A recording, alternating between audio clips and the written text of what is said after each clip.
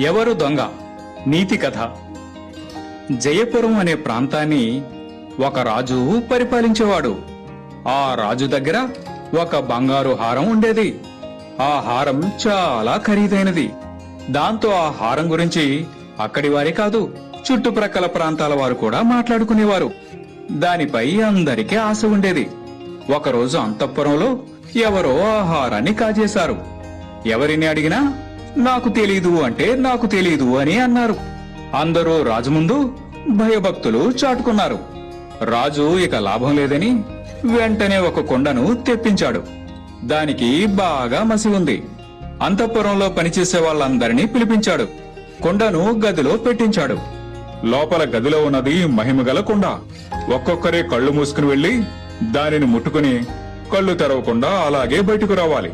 ఎవరు దొంగతనం చేసుంటే వాళ్ల చేతికి మసి అంటుతుంది అని చెప్పాడు. ఒక్కొక్కరే లోపలికి పోతున్నారు. కుండను ముట్టుకుంటున్నారు. చివరిగా హారాన్ని దొంగిలించిన భటుని వంతు వచ్చింది. ముట్టుకుంటే మసి అంటుతుందని భయపడి వాడు ముట్టుకోకుండానే బయటికి వచ్చాడు. రాజు అందరి చేతులు చూశాడు. ఆ ఒక్క భటునికి తప్ప అందరికీ మసి అంటూ ఉంది.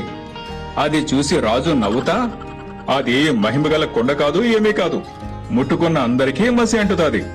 ఈ భటుడు దొంగ కాబట్టి భయపడి ముట్టుకోలేదు, అందుకే వీని చేతికి మసి అంటలేదు అని చెప్పి వాడిని కారాగారంలో వేశాడు.